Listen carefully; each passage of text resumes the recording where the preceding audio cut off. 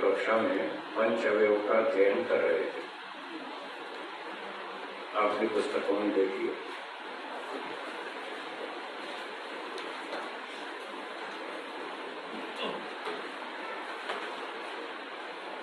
पृष्ठ 21।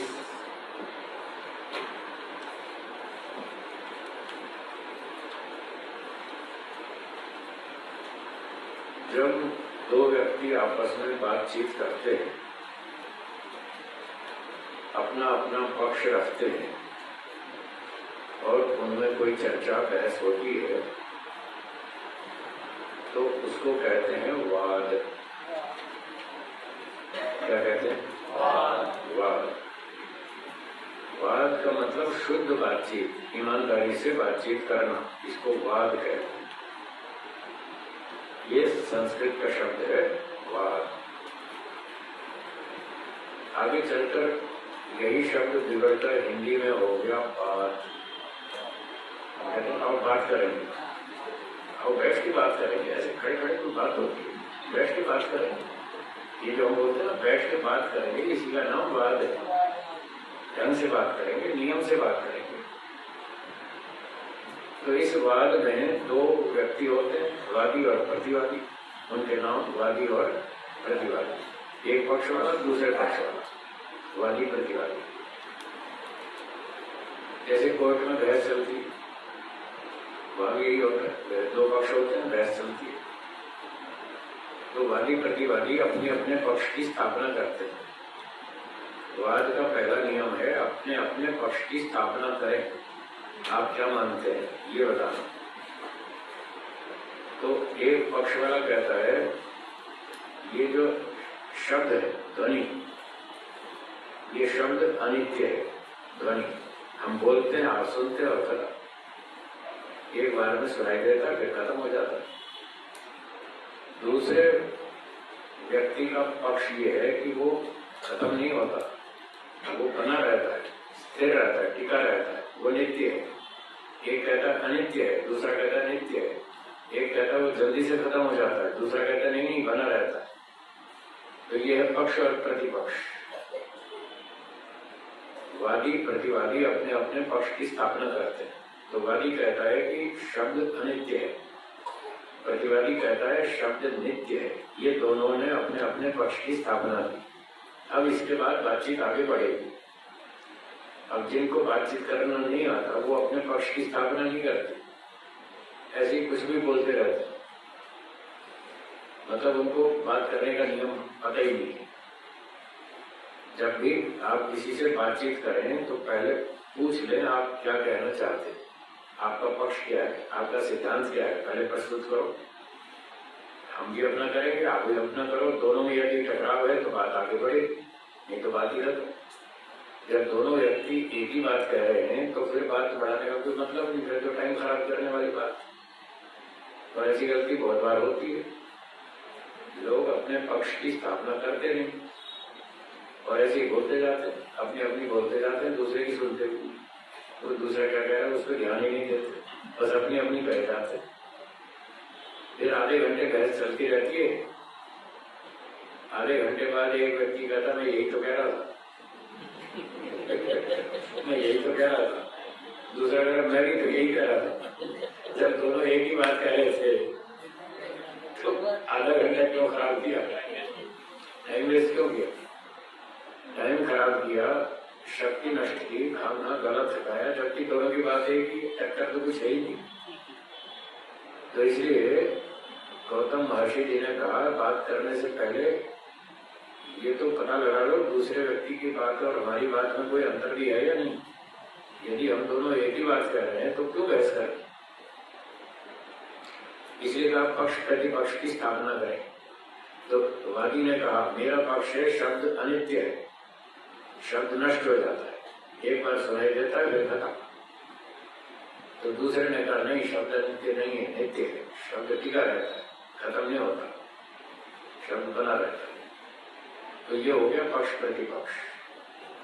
अब दोनों को अपने अपने पक्ष की सिद्धि करनी है, अपने पक्ष की सिद्धि करनी है, दूसरे के पक्ष का खंडन करना, ये काम दोनों को करना है। एक पक्ष वाला अपनी बात को सिद्ध करने के लिए 5 वाक्य बोलेगा, उसका नाम है पंच अवयव। क्या नाम है? अवयव, क्योंकि वो हिस्सा है, अवयव हिस्से को कहते हैं। पूरी बात में 5 भाग है, इसलिए समुदाय हो गया 5 बातों का। तो समुदाय की दृष्टि से एक भाग को एक अवयव कहेंगे, तो नाम रख दिया पंच अवयव। पहला अवयव है प्रतिज्ञा। पहला क्या है? प्रतिज्ञा। तो पुस्तक में देखिए, वहां लिखा है प्रतिज्ञा उदाहरण के रूप में शब्द अनित्य है। बोलिए, ये हो गई प्रतिज्ञा। एक पक्ष वाला व्यक्ति अपनी बात को सिद्ध करेगा, उसने अपनी प्रतिज्ञा रखी शब्द अनित्य है। अब जब अपना पक्ष स्थापित कर दिया, प्रतिज्ञा कर दी, तो अब उसको सिद्ध करने के लिए हेतु देना पड़ता है। दूसरी बात, दूसरा अवयव है हेतु। हेतु मतलब कारण। तो आपको कारण बताना पड़ेगा, आप ऐसा क्यों मानते हैं शब्द अनित्य है, उसका कारण बताओ। तो हेतु बताया, उत्पत्ति धर्म वाला होने से। बोलिए, अब शब्द अनित्य है, क्यों अनित्य है? उत्पत्ति धर्म वाला होने से। अब ये हेतु ठीक भी हो सकता है, गलत भी हो सकता है। कैसे पता चले ये ठीक है या गलत है? तो उसके लिए एक नियम बताना पड़ेगा, जिसको व्याप्ति कहते हैं। क्या कहते हैं? व्याप्ति, व्यापक नियम, यूनिवर्सल लॉ। तो वो व्याप्ति पूरी सृष्टि में लागू होनी चाहिए, इसलिए उसकी भाषा लिखिए पुस्तक में, देखिए और बोलिए। जो जो वस्तु उत्पत्ति धर्म वाली होती है वह अनित्य होती है। तो अब ये नियम हो गया, जो भी वस्तु उत्पन्न होगी वो सारी वस्तु अनित्य होगी। तो ये नियम बना दिया। इस नियम को बताना पड़ता है। अगर ये नियम पूरी सृष्टि में ठीक ठीक लागू हो गया तो समझो हेतु सही है, और अगर ये नियम टूट गया तो हेतु गड़बड़। व्याप्ति टूट गई तो हेतु गलत, और हेतु गलत है तो पक्ष गलत है, पक्ष की सिद्धि नहीं कर पाएगा। एक व्यक्ति को तरबूज काटना था, तो उसने कहा भाई कुछ साधन दो काटना। उसने कहा ये डंडा ले लो, इससे काट लो। डंडे से कटेगा तो मतलब डंडा जो है वो काटने में असमर्थ है, तो वो साधन ठीक नहीं है। वो कहे चाकू ले लो, इससे काट लो। अब ठीक, चाकू से तो कट जाएगा। तो काटने का साधन काटने में समर्थ होना चाहिए, तभी काट पाएगा। तो हेतु जो है वो साध्य की सिद्धि में समर्थ होना चाहिए, तभी सिद्ध कर पाएगा। तो वो समर्थ है या नहीं है उसका पता इस नियम से पता चलता है, व्याप्ति नियम से। अगर व्याप्ति नियम पूरी सृष्टि में ठीक लागू हो गया, कहीं भी फेल नहीं हुआ, तो फिर हेतु ठीक है, फिर वो चाकू की तरह तरबूज को काट देगा। और अगर कहीं व्याप्ति नियम टूट गया तो फिर डंडे की तरह फिर तरबूज को नहीं काट पाएगा, वो साध्य की सिद्धि नहीं कर पाएगा। इसलिए व्याप्ति नियम बताया, जो जो वस्तु उत्पत्ति धर्म वाली होती है वह अनित्य होती है। ये नियम हो। अब इस नियम को आप विचार करें, चेक करें, क्या ये नियम कहीं टूटता है या ठीक सारी सृष्टि में सब जगह ठीक लागू होता है? सोचिए, कोई वस्तु ऐसी ढूंढिए जो उत्पन्न होती हो और नित्य हो, है? नष्ट ना हो, नित्य हो, ऐसी कोई वस्तु ढूंढिए, मिलती हो ऐसी वस्तु? उत्पन्न भी हो और नष्ट भी ना हो, ऐसी कोई वस्तु नहीं। तो इसका मतलब व्याप्ति ठीक है, सब जगह ठीक लागू हो रही है। जो भी वस्तु उत्पन्न होती है वो सबकी सब अनित्य है, ये नियम ठीक है। नियम ठीक है तो हेतु ठीक है। अब व्यक्ति के बाद तीसरा अवयव प्रस्तुत करेंगे, उदाहरण। तो उदाहरण कोई एग्जाम्पल देना पड़ेगा जिसमें ये दोनों बातें हों जो आपने व्याप्ति में बोली। व्याप्ति कैसे बनती है? उसमें पहले हेतु वाला धर्म बोलना है, फिर प्रतिज्ञा वाला। क्या बोला तो इस क्रम से बोलना, पहले हेतु वाला धर्म फिर प्रतिज्ञा वाला, तभी तो उसको सिद्ध करेगा ना। तो था उत्पत्ति धर्म वाला होने से, और प्रतिज्ञा शब्द अनित्य है, तो अनित्यता को सिद्ध करना वो साध्य है। और ये कैसे सिद्ध करेंगे? उत्पत्ति धर्म से। तो इसलिए व्याप्ति ऐसे बनाएंगे, जो जो वस्तु उत्पत्ति धर्म वाली होती है वह सबकी सब अनित्य होती है, जो सिद्ध करना। तो उत्पत्ति ने अनित्यता को सिद्ध कर दिया। अगर ये नियम सब जगह ठीक है तो ये तो ठीक है। अब जो उदाहरण देंगे तो उसमें ये दोनों बात होनी चाहिए, उत्पत्ति भी और अनित्यता भी, ये दोनों बात होनी चाहिए। जिस वस्तु में ये दोनों बातें उपलब्ध हो जाएंगी वो उदाहरण माना जाएगा, वो सही उदाहरण है। तो पुस्तक में उदाहरण लिखा है जैसे घड़ा। अब ये दोनों बातें चेक करिए, घड़े में उत्पत्ति है या नहीं, घड़े में अनित्यता है या नहीं, बस तो फिर घड़ा ठीक है, एग्जाम्पल सही है। घड़े में दोनों बातें हैं, उत्पत्ति भी है अनित्यता भी है, और इसके साथ साथ वो व्याप्ति भी ठीक होनी चाहिए, तब तो उदाहरण फिट बैठेगा। अगर व्याप्ति फेल हो गई तो फिर मामला सारा बिगड़ जाएगा, वो हेतु साध्य की सिद्धि नहीं कर पाएगा। तो ये 3 अवयव हो गए अब तक। कैसे दोहराएंगे? बोलिए। प्रतिज्ञा, प्रतिज्ञा क्या थी? शब्द अनित्य, हेतु उत्पत्ति धर्म वाला होने से, व्याप्ति वह सब अनित्य होती है। ठीक है, उदाहरण जैसे घड़ा उत्पन्न भी होता है और अनित्य भी, शरीर भी हो सकता है। हाँ, शरीर भी हो सकता है, 50 उदाहरण हो सकते हैं। रोटी, कपड़ा, मकान, स्कूटर, कार, शरीर, हवाई जहाज, ये सारी चीजें उत्पन्न होती और सारी नष्ट होती। तो ऐसे तो हजारों उदाहरण मिल जाएंगे, तो आप कोई भी एक उदाहरण दे सकते हैं।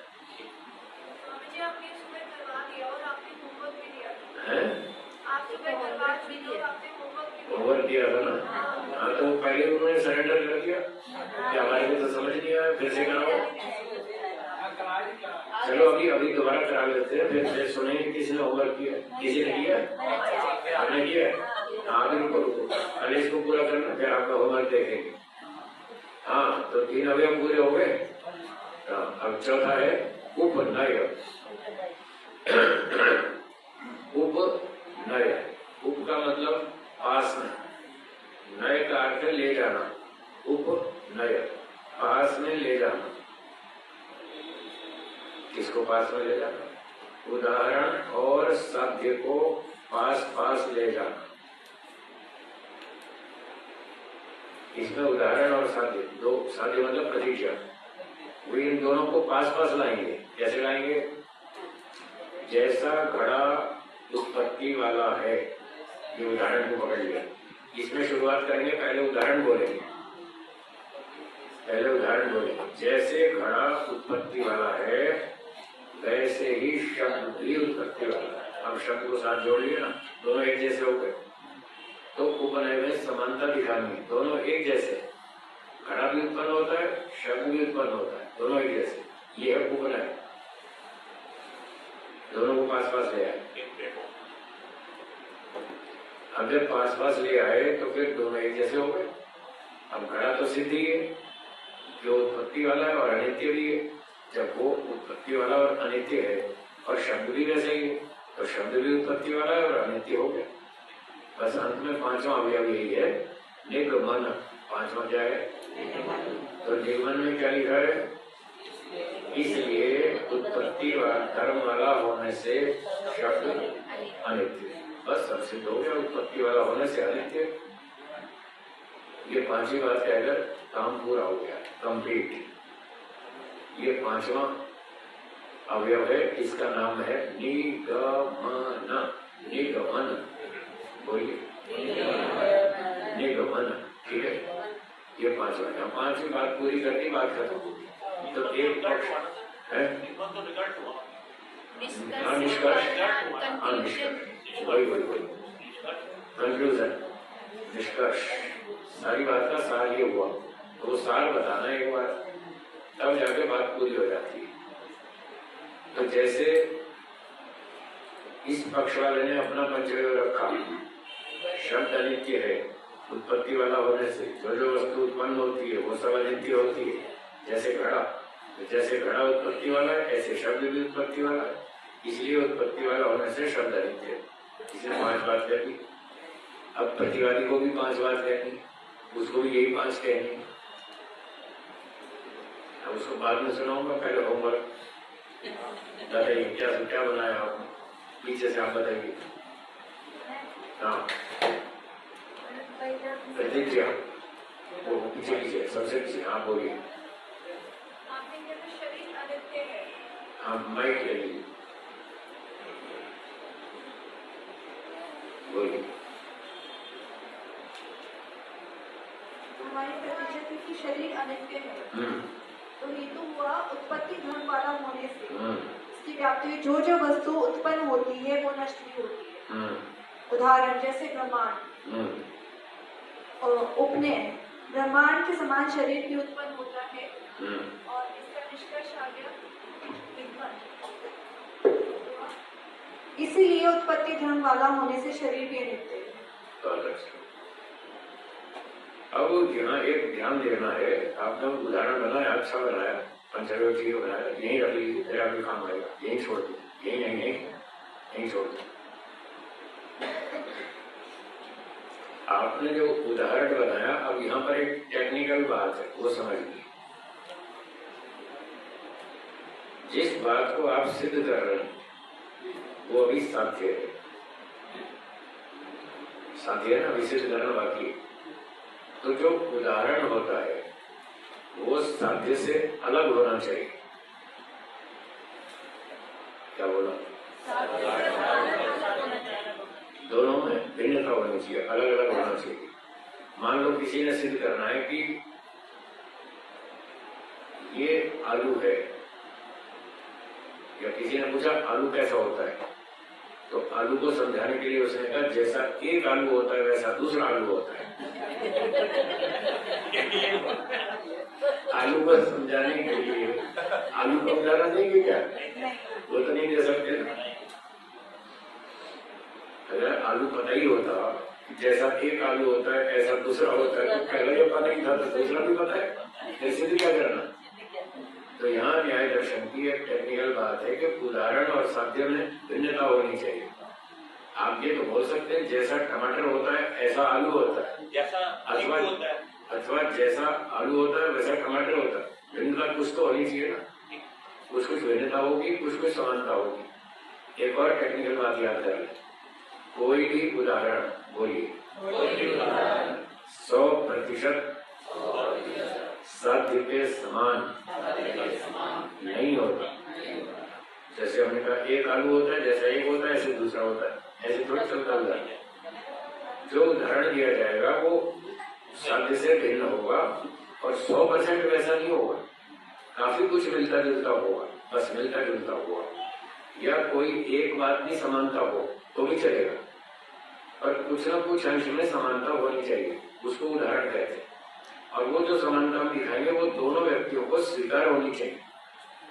उदाहरण वो होता है जिसको दोनों पक्ष स्वीकार करते हैं, एक जैसा मानते हैं। हमने अभी दृष्टांत में पढ़ा था ना, जो 16 पदार्थों में जो 5वें नंबर पे था दृष्टांत, उसके बारे में पढ़ा था। दृष्टांत उसे कहते हैं जिसको दोनों पक्ष एक जैसा स्वीकार करता है, पढ़ा लिखा भी और अनपढ़ भी, दोनों एक जैसा मानते हैं, उसका नाम है दृष्टांत। तो जैसे बताया था, अग्नि गर्म होती है, जला देती है, इस बात को जंगली आदमी भी मानता है, अनपढ़ आदमी भी मानता है और साइंटिस्ट भी मानता है। अग्नि गर्म होती है, जला देती है, तो सब पढ़े लिखे अनपढ़ सारे एक जैसा मानते हैं, वो दृष्टांत। तो दृष्टांत दोनों को समझ में आ रहा है, दोनों को स्वीकार है, लेकिन साथ ही एक को पता है दूसरे को नहीं पता, उसको भी सिद्ध करना है। तो उदाहरण की सहायता से उसको सिद्ध करेंगे, उदाहरण देकर। तो उदाहरण को दोनों जानते हैं, फिर वो कहेगा जैसा उदाहरण है ऐसा ये भी है। तो एक हेतु वाले धर्म की समानता होनी चाहिए। जो हेतु के रूप में धर्म बताया वो उदाहरण और साध्य में समान होना चाहिए। जब उदाहरण और साध्य में एक धर्म समान हो गया तो दूसरा भी हो जाएगा, ऐसे सिद्ध की जाती है। ये है पंचव्यव। अभी मेरी बात पूरी नहीं हुई, जो उन्होंने दृष्टांत रखा है ब्रह्मांड लिखा, वो उसी में तो मैंने बात उठाई सारी। जो हमारा साध्य है वो क्या था? शरीर। शरीर ब्रह्मांड के का एक हिस्सा है या शरीर ब्रह्मांड दोनों अलग अलग है? हिस्सा है ना, तो भिन्नता नहीं हुई, इसलिए वो उदाहरण ना दे, वो टेक्निकली फॉल्ट है। मकान का चलेगा वो ठीक है, मकान अलग चीज है, शरीर अलग चीज है। अब ब्रह्मांड में तो सारी चीजें आ गई, अलग कुछ बचा ही नहीं। जबकि नियम कहता है उदाहरण अलग होना चाहिए, साध्य अलग होना चाहिए। जैसे टमाटर और आलू, आलू को समझाने के लिए आप टमाटर का उदाहरण दे सकते हैं। टमाटर गोल गोल होता है, आलू भी गोल गोल होता है। टमाटर सॉफ्ट होता है, आलू हार्ड होता है, बस इतना फर्क है। बाकी साइज ऐसा होता है, दोनों गोल गोल होते हैं और ऐसे ऐसे होते हैं। तो ऐसे अलग चीज का उदाहरण देकर आप उस साध्य को सिद्ध कर सकते हैं, पर जो उदाहरण है वो साध्य का भाग नहीं होना चाहिए अथवा साध्य उदाहरण का हिस्सा नहीं होना चाहिए। दोनों में भिन्नता होनी चाहिए, ये ध्यान रखें।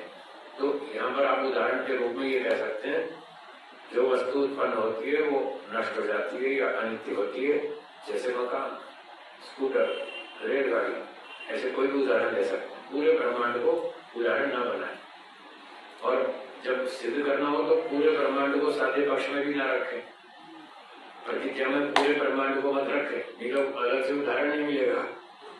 जो भी उदाहरण होगा वो ब्रह्मांड के अंदर होगा, उससे बाहर कोई मिलेगा नहीं।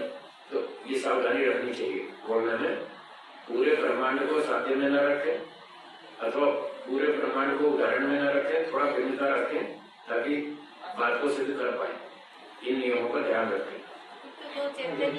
दो चेतन वस्तुएं हैं, परमात्मा और आत्मा, बस हाँ। यही जो नष्ट नहीं होती, यही तो, ये उत्पन्न नहीं होती है दोनों। हाँ, ये तो उत्पन्न नहीं होती और नष्ट भी नहीं होती। और तीसरी प्रकृति है, वो भी उत्पन्न नहीं होती। सृष्टि उत्पन्न होती है, प्रकृति उत्पन्न नहीं होती, वो नष्ट भी नहीं होती। तो ऐसे तीन वस्तु बना के वो नित्यता वाले उदाहरण बन जाएंगे। ठीक है, हम बोलिए।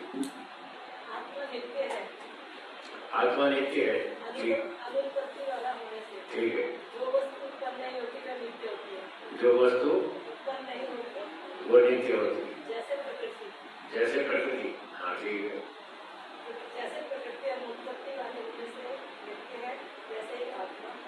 हाँ, उपनय उपनय में ध्यान रखें, जैसे प्रकृति अनुत्पन्न उत्पत्ति वाली नहीं है, ऐसे ही आत्मा भी उत्पत्ति वाला नहीं है, ऐसे बोलना। ये उपनय हो गया, दोनों में सिमिलरिटी, समानता दिखानी। अब निगमन अलग से करेंगे। उत्पत्ति वाली न होने से आत्मा नित्य है। हाँ, अब ठीक है। हाँ जी, बोलिए। ऐसा ही है। हाँ, बताइए। पृथ्वी बनी है, पृथ्वी बनी है, ये सिद्ध करेंगे। अच्छा, चलो। ये तो हाँ टूटती है। हाँ, ठीक है। जो वस्तु टूटती है वो कभी कभी बनी थी। ठीक है। उदाहरण जैसे मटका, ठीक है। जैसे मटका बना है वैसे ही पृथ्वी बनी है। ऐसे ही जैसे मटका टूटता है, ऐसे ही पृथ्वी टूटती है। हेतु की समानता दिखाई। हाँ जी।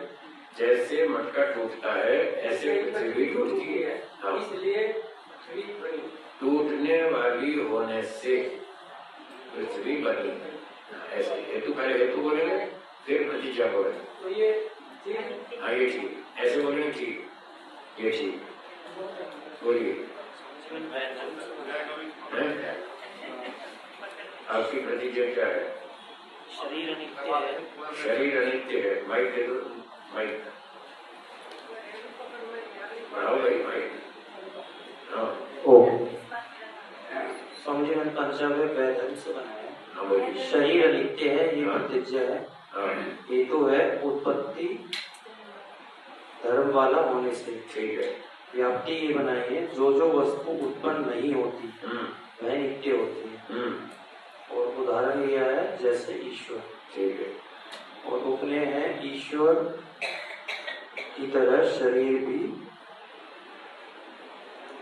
अनुत्पत्ति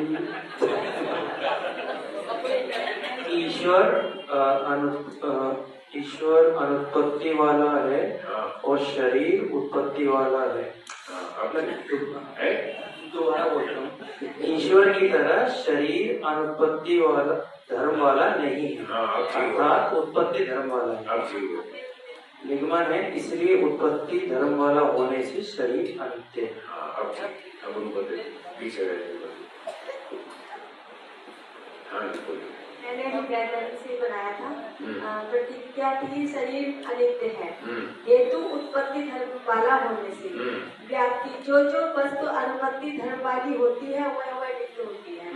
उदाहरण जैसे आत्मा, उपनयन आत्मा के समान शरीर अनुपत्ति धर्म वाला नहीं है, वो अर्थात उत्पत्ति धर्म वाला है। निगमन, इसलिए उत्पत्ति धर्म वाला होने से शरीर अनित्य है। बहुत अच्छा, ठीक बना। तो इस तरह से पंचयोग बनाएंगे, बार बार अभ्यास करना होगा, धीरे धीरे सेट हो जाएगा। ठीक है जी, आगे चले। तो ये दोनों तरह से पंचयोग होता है, साधर्म से भी वैधर्म से। हाँ बोलिए। शरीर अनित्य है, प्रतिज्ञा शरीर अनित्य है, ये प्रतिज्ञा है शरीर अनित्य है, हेतु उत्पत्ति धर्म वाला होने से। ठीक है। व्याप्ति जो वस्तु उत्पत्ति धर्म वाली है वह अनित्य है।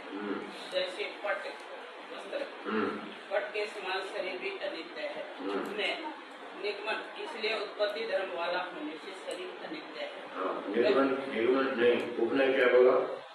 उपनय ये वस्त्र के समान शरीर भी अनित्य है। हेतु की समानता करें, हेतु बोलो ना। उत्पत्ति धर्म वाला होने से। ना, पट के समान शरीर भी उत्पत्ति धर्म वाला है। उत्पत्ति धर्म वाला है। हाँ, फिर निगमन में आएगा, उत्पत्ति धर्म वाला होने से शरीर अनित्य है। अब ठीक, ऐसे बोलो। वैधर्म में से भी क्या है? ये आपने वैधर्म से भी बनाया? अच्छा सुनाइए। शरीर अनित्य है, उत्पत्ति धर्म वाला होने से व्यक्ति जो वस्तु अनुत्पत्ति धर्म वाली होती है वह नित्य होती है। जैसे आत्मा के समान शरीर अनुत्पत्ति धर्म वाला नहीं है, अर्थात उत्पत्ति धर्म वाला है। इस निगमन, इसलिए उत्पत्ति धर्म वाला होने से शरीर अनित्य। बहुत अच्छा। तो पंचव्य आपको काफी कुछ समझ में आ गया। अब तो कई बार दोहरा लिया ना, क्लियर हो गया। हाँ बोलिए। स्वामी जी, जैसे हम किसी को अपनी बात बतानी होती है कि भाई हमें पंच महायज्ञ करने चाहिए, हाँ, या ध्यान करना चाहिए ईश्वर का, तो उसको भी हम इस प्रकार से। हर जगह पंचव्य नहीं बनेगा, हर जगह नहीं बनेगा। जैसे एक ही स्क्रू ड्राइवर से कार के सारे स्क्रू नहीं खोल सकते, एक स्पैनर से कार के सारे बोल्ट नट बोल्ट नहीं खोल सकते। कोई छोटा नट बोल्ट है, कोई बड़ा है, तो हर एक की चाबी अलग अलग है। वैसे हर बात को पंचव्य से सिद्ध नहीं कर सकते, या किसी भी एक प्रमाण से सब बातों को सिद्ध नहीं कर सकते। वो देखना पड़ेगा कहाँ कौन सी बात किस प्रमाण से सिद्ध होती है। कोई बात प्रत्यक्ष प्रमाण से सिद्ध होगी, कोई अनुमान से, कोई उपमान से, कोई शब्द से, कोई पंचव्य से। तो जहाँ जो सेटिंग होती है वहाँ वैसे कर दे, हर बात पे पंचव्य नहीं बनेगा।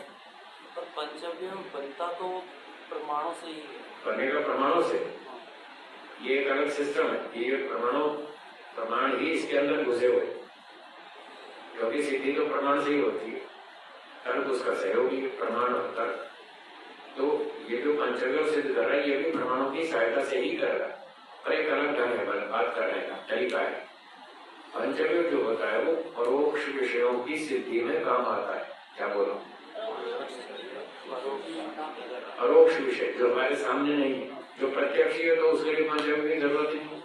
ये तो अनुमान प्रमाण से काफी कुछ मिलता जुलता है, अनुमान से काफी मिलता है। तो ये अनुमान तो प्रत्यक्ष वस्तु में होता है, तो परोक्ष में होता है। जो नहीं दिख रही है उसके विषय में अनुमान लगाया जाता है। अब शब्द जो है वो है या खत्म हो गया, ये तो हमें आंख से तो दिख नहीं रहा, तो परोक्ष हो गया ना।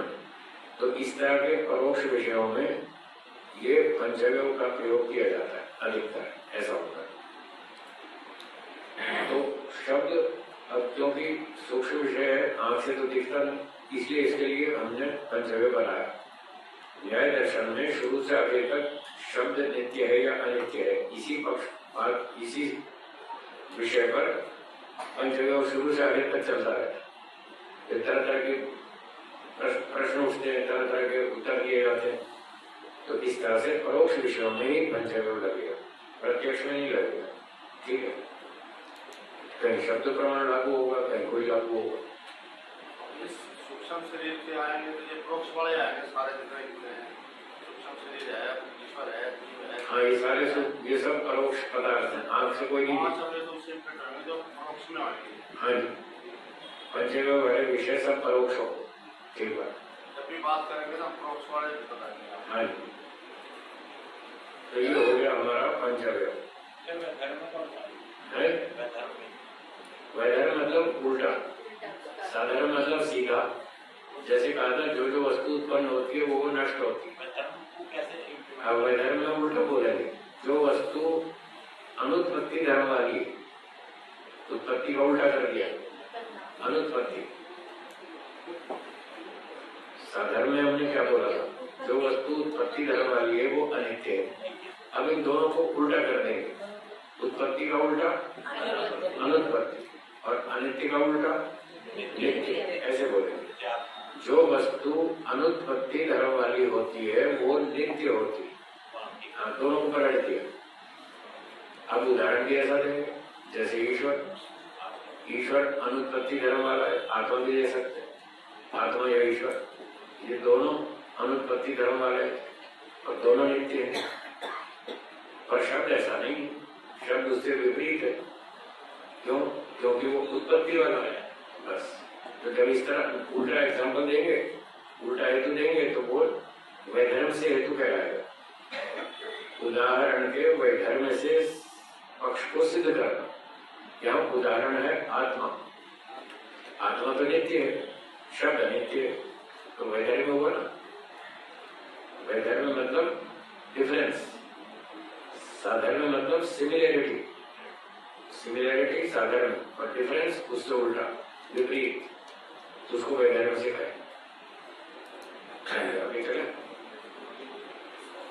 अब है तर्क, आठवां पदार्थ। चलो एक बार 16 पदार्थों के नाम दोहरा लें। बोलिए। प्रमाण, प्रमेय, संशय, प्रयोजन, दृष्टांत, सिद्धांत, अवयव, तर्क, निर्णय, वाद, जल, वितंडा, हेत्वाभास, छल, जाति, निग्रहस्थान, ये 16 पदार्थ। तो इसमें 8वें नंबर पे है तर्क। जैसे परोक्ष में आएंगे, ये शब्द प्रमाण और अनुमान प्रमाण में घटेगा ना जी। हाँ, अनुमान का जो विषय है वो परोक्ष है, और शब्द का कहीं प्रत्यक्ष भी हो सकता है, परोक्ष भी हो सकता है। तो शास्त्र बता रहे हमारे। हाँ, तो अनुमान शब्द शब्द जो बताता है, शब्द प्रमाण का जो विषय है, जिसके विषय में शब्द प्रमाण बोला जा रहा है, वो वस्तु सामने भी हो सकती है, दूर भी हो सकती है, अमेरिका में भी हो सकती है, कहीं भी हो सकती है। हाँ, उनमें वो तो आगे चलेंगे तब पता चलेगा। वो तो सूक्ष्म बात है, अभी तो मोटी मोटी बात पकड़ रहे हैं, थोड़ा थोड़ा परिचय दे रहे हैं। अब तर्क के बारे में 8 नंबर देखिए, पुस्तक पृष्ठ 22 है। जब किसी वस्तु का स्वरूप ठीक से मालूम न हो, उस पर विचार करते करते किसी कारण के प्राप्त हो जाने पर ऐसा प्रतीत हो कि यह वस्तु ऐसी होनी चाहिए, ऐसा लगता है कि ये वस्तु ऐसी होनी चाहिए, ऐसा लगता है। तो जब ये अंदर फीलिंग हो इस तरह से, ऐसा लगता है ये चीज ऐसी होनी चाहिए, पक्का तो नहीं है पर ऐसा लगता है, तो ऐसे विचार या ऊहा को तर्क कहते हैं। ये विचार उस वस्तु की सच्चाई तक पहुंचने में हमारी सहायता करता है। अभी इस स्थिति में ये विचार या ऊहा अंतिम निर्णय नहीं है, अभी डाउटफुल है, पक्का निर्णय नहीं है, ऐसा लगता है। तो जब इस तर्क के अनुकूल कोई प्रमाण मिल जाएगा, तब ये तर्क पूर्ण रूप से सही सिद्ध हो जाएगा, तब ये बात पक्की हो जाएगी। जो तर्क से हम समझ रहे थे कि ऐसा लगता है ये चीज ऐसी होनी चाहिए, फिर बाद में वो कंफर्म हो जाएगी जब प्रमाण मिल जाएगा। प्रमाण पक्की चीज है, उसमें हमेशा कंफर्मेशन होती है। तर्क में कच्चापन है, हो भी सकती है, नहीं भी हो सकती। तर्क सही भी हो सकता है, गलत भी हो सकता है। जो सही तर्क है उसको बोलते हैं सुतर्क। क्या बोलेंगे? और जो गलत तर्क है उसको कुतर्क। वो तो पता है आपको, सुन रखा है आपने। तो ये कुतर्क बहुत सारे करते हैं लोग, उल्टे सीधे बातें करते हैं। तो तर्क सही भी हो सकता है, गलत भी हो सकता है, इसलिए उसमें कच्चापन है। वो पक्कापन, कंफर्मेशन तब आएगी जब तर्क के अनुकूल कोई प्रमाण मिल जाए, तब वो कंफर्म हो जाएगा। जब तक प्रमाण नहीं मिला तब तक डाउटफुल है। इसलिए तर्क कमजोर है, और जो प्रमाण होता है वो पक्का होता है, उसमें कोई डाउट नहीं होता, वो 100% कंफर्म होता है। तो अब देखिए, इस विषय में हम पढ़ रहे थे। फिर जब इस तर्क को प्रमाण के साथ जोड़कर वाद में प्रस्तुत किया जाएगा तो यह तर्क उस पक्ष को और मजबूत बना देगा, उस पक्ष को और बलवान बना देगा, उसकी ताकत बढ़ा देगा तर्क। जैसे अब उदाहरण, बहुत से लोग मोक्ष प्राप्त करने के लिए पुरुषार्थ कर रहे हैं। यदि संसार में ही सारे सुख मिल जाते तो कोई व्यक्ति मोक्ष के लिए पुरुषार्थ क्यों करता? आपसे पूछा था आपको सुख चाहिए, आपने कहा चाहिए। हमने पूछा कितने % चाहिए, आपने कहा 100%। अगर 100% सुख यही संसार में मिल जाए तो कोई मोक्ष के लिए मेहनत करेगा? नहीं करेगा। क्यों करेगा? जब यही मिल रहा है। आपको एक चीज चाहिए, रोहतक में मिल रही है तो दिल्ली क्यों जाएंगे, है ना? अगर रोहतक में नहीं मिल रही तो दिल्ली जाना पड़ेगा। दिल्ली में मिलती है, यहाँ मिलती नहीं, तो फिर आपको दिल्ली जाना पड़ेगा। और दिल्ली में भी नहीं मिलती, बम्बई में मिलती है, तो फिर बम्बई जाना पड़ेगा। और बम्बई में भी नहीं मिलती, अमेरिका में मिलती है, तो वहां तक जाना पड़ेगा। चाहिए आपको हर हालत में, तो जो चीज हर हालत में चाहिए वो जहाँ मिलेगी वहां तक जाना पड़ेगा। यदि पास में मिल जाए तो फिर दूर नहीं जाएगा। तो ये तर्क उठा रहे हैं, यदि सारे सुख यही मिल जाते तो कोई व्यक्ति मोक्ष के लिए पुरुषार्थ क्यों करता? उनको देखकर ऐसा लगता है कि वास्तव में मोक्ष कुछ है तो सही। ये महर्षि पतंजलि जी, महर्षि गौतम, महर्षि कणाद, महर्षि जैमिनी, महर्षि दयानंद कितनी तपस्या करी। पीछे ऋषियों का तो पता नहीं, लेकिन महर्षि दयानंद का इतिहास तो पता है आपको। कितने लोगों ने उनको पत्थर मारे, सांप फेंके, जहर पिलाया, झूठे आरोप लगाए, बदनाम किया। अब ये सब तपस्या क्यों कर रहे हैं? मोक्ष के लिए। ये इतनी मेहनत मोक्ष के लिए क्यों कर रहे हैं? क्योंकि इनको 100% सुख चाहिए। अगर 100% सुख यही मिल जाता संसार में तो इतनी मेहनत क्यों करते? वैसे एक तर्क उठता है ना। अब ये पढ़े लिखे लोग हैं, समझदार हैं, बुद्धिमान है, फिर भी इतनी तपस्या कर रहे हैं। इससे क्या लगता है कि मोक्ष कुछ होगा, कुछ होगा, तभी तो इतनी मेहनत कर रहे हैं। तो ये तर्क आता है, ये विचार उठता है कि कुछ तो होगा मोक्ष, जिसकी प्राप्ति कर लेने से व्यक्ति दुखों से छूट जाता है और पूर्ण आनंद की प्राप्ति कर लेता है। ऐसा कुछ होगा। तो ऐसी जो ऊहा अंदर से आती है, ऐसी ऊहा को तर्क कहते हैं। इसी प्रकार से तर्क से अनेक परोक्ष विषयों को जानने में सहायता मिलती है। विस्तार से आगे बताएंगे, अभी मोटा मोटा परिचय दे रहे हैं। तो जैसे कोई व्यक्ति कहता है एक ईश्वर अवतार लेता है, बहुत सारे लोग मानते ही हैं, बस समझते तो है नहीं। ऐसे अड़ियल बन के बैठे, हाँ हाँ ईश्वर अवतार लेता है। तो जो इस बात को जानता है कि ईश्वर अवतार नहीं लेता है, वो अपना तर्क प्रस्तुत करता है। वो कहता है यदि ईश्वर अवतार लेगा तो फिर बीमार भी तो पड़ेगा,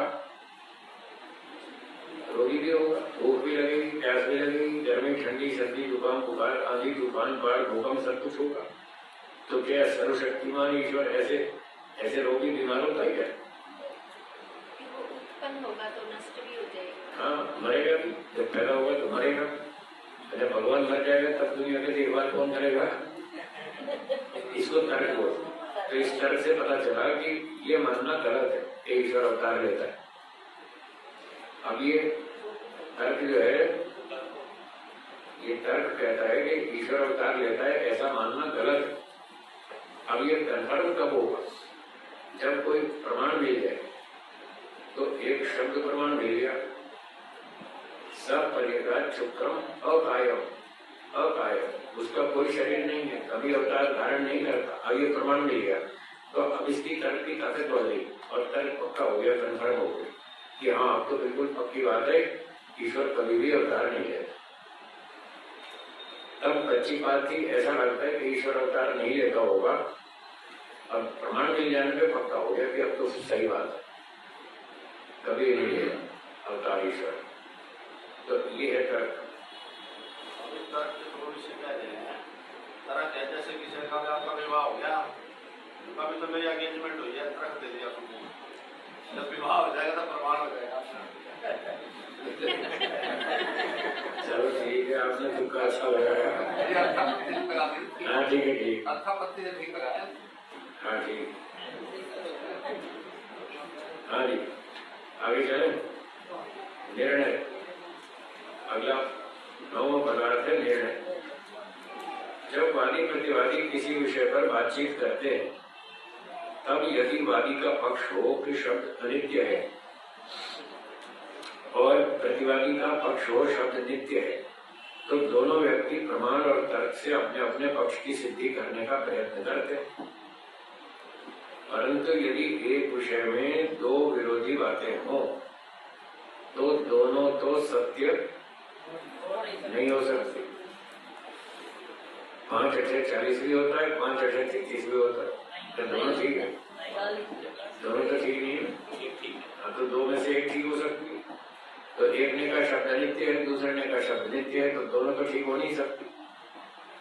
परंतु यदि एक विषय में दो विरोधी बातें हों, तो दोनों सत्य हो नहीं सकती। इसलिए प्रमाण एवं तर्क से बातचीत करते हुए उन दोनों में से एक पक्ष सत्य सिद्ध हो जाता है, और जब एक सत्य सिद्ध हो गया तो दूसरा पक्ष असत्य सिद्ध हो जाएगा। ऐसी स्थिति में जो पक्ष सत्य सिद्ध हो गया, बस वही निर्णय, वही अंतिम रिजल्ट है। उसके बाद खत्म, बातचीत समाप्त। निर्णय हो जाने पर बातचीत समाप्त हो जाती है, बस फिर आगे कोई बातचीत चर्चा नहीं चलेगी।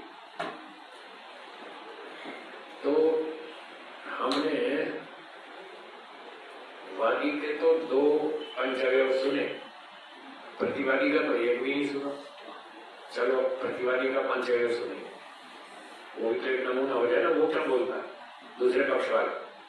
तो एक पक्ष वाले ने कहा शब्द अनित्य है, तो दूसरा कहता है शब्द नित्य है। अब उसका पंचवय सुनिए। प्रतिज्ञा, शब्द नित्य है, बोलिए। हेतु, अस्पर्श वाला होने से। स्पर्श मतलब जिसको हम छू सकते हैं, जैसे ये रॉड है, इसको हम छू सकते हैं, और अस्पर्श माने जिसको छू नहीं सकते। शब्द नित्य है क्योंकि उसे हम छू नहीं सकते। लोहे की रॉड को तो छू सकते हैं, लकड़ी का टेबल भी छू सकते हैं, आप शब्द को छू सकते हैं। जो मैं शब्द बोल रहा हूँ, क्या आप इसे छू सकते हैं? नहीं छू सकते। तो इसने हेतु किया क्योंकि इसे छू नहीं सकते। व्याप्ति, जिस जिस वस्तु को छू नहीं सकते, बोलिए, वो सबकी सब नित्य होती है। व्याप्ति हो, शब्द नित्य है क्योंकि इसे छू नहीं सकते। जिस जिस वस्तु को छू नहीं सकते वो सबकी सब नित्य होती है। जैसे आत्मा, उदाहरण, आत्मा को छू सकते, आत्मा नित्य है। आत्मा को छू नहीं सकते, आत्मा नित्य है, तो उदाहरण भी फिट है। अब उतना है, जैसे आत्मा को नहीं छू सकते, ऐसे शब्द को भी नहीं छू सकते, उतना हो गया। जैसे आत्मा को नहीं छू सकते, ऐसे शब्द को भी। अब निगमन, क्योंकि शब्द को छू नहीं सकते इसलिए शब्द नित्य है। कर दिया ना पंचव्य पूरे।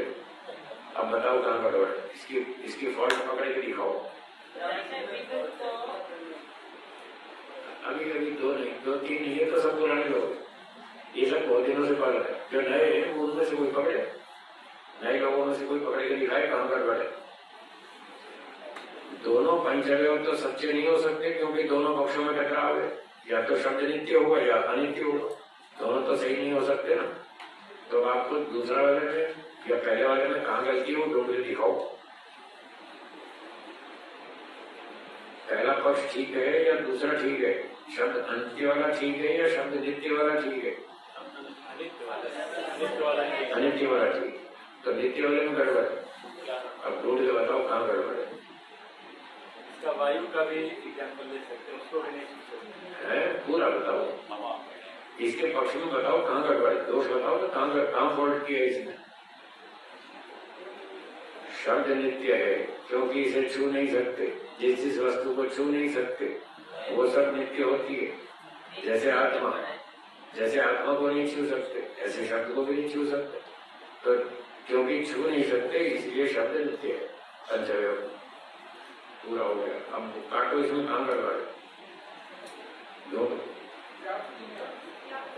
है। व्याप्ति में क्या उत्पन्न हो रहा है? शब्द उत्पन्न हो रहा है। नहीं, इसने जो हेतु दिया है इसके हेतु में फॉल्ट पकड़ना है।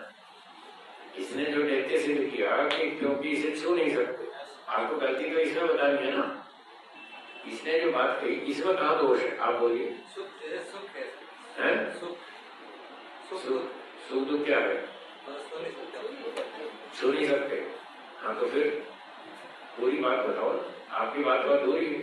इतने से तो पता नहीं चल रहा ना, सुख दुख को छू नहीं सकते। फिर आगे क्या कहना चाहते हैं वो वाक्य पूरा बोलिए।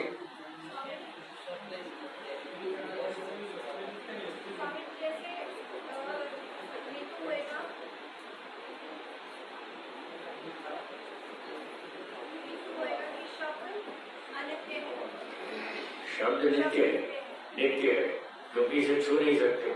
इस पंचअवयव में कहाँ गलती है वो ढूंढिए, आप बताइए। छुई जाने वाली सभी वस्तुएं नित्य नहीं होती। कौन सी छुई जाने वाली सभी वस्तुएं नित्य नहीं होती। इसने कब कहा? इसने तो कहा न छुई जाने वाली नित्य होती। न छुई जाने वाली सभी वस्तुएं ये ठीक बोला आपने छुई जाने वाली बोलना था न छुई जाने वाली। हाँ इन्होंने ठीक बोला, न छुई जाने वाली सारी वस्तुएं नित्य नहीं होती। अब कोई उदाहरण देके काटो इस बात को। जैसे अग्नि।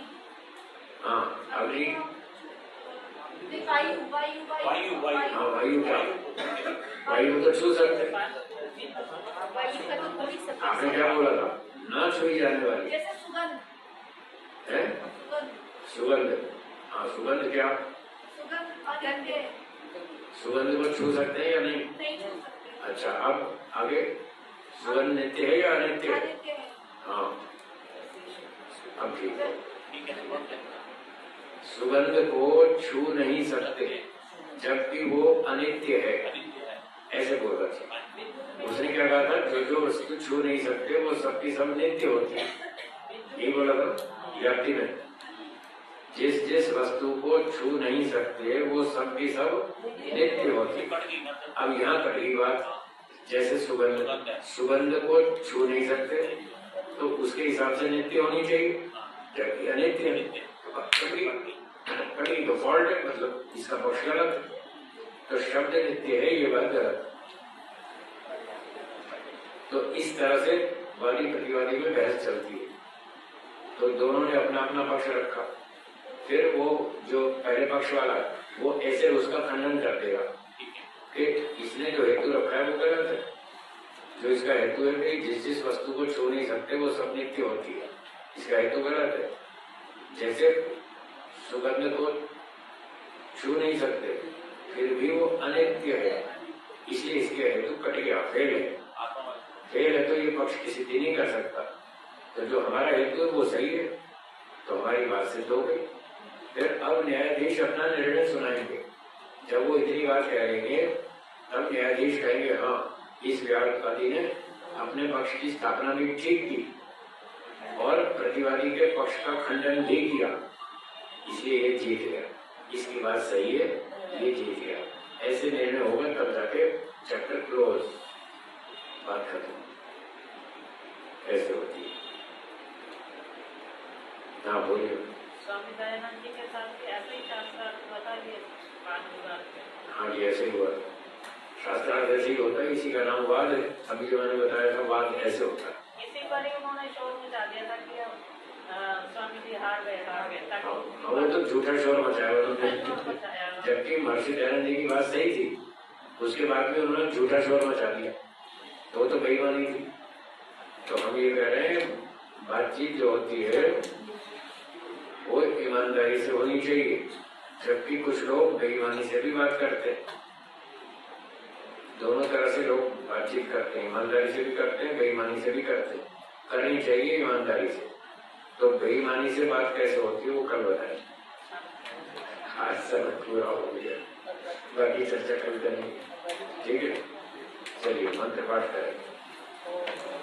ओम यज्जाग्रतो दूरमुदैति दैवं तदुसुप्तस्य तथैवैति दूरङ्गमं ज्योतिषां ज्योतिरेकं तन्मे मनः शिवसङ्कल्पमस्तु येन कर्माण्यभसो मनीषिणो यज्ञे गृह्णन्ति विदते सुधीरा यदपूर्वं यक्षमन्तः प्रजानां तन्मे मनः शिवसङ्कल्पमस्तु यत्प्रज्ञानमुदचेतो ऋतिश्च यज्ञोतिरन्तरमृतं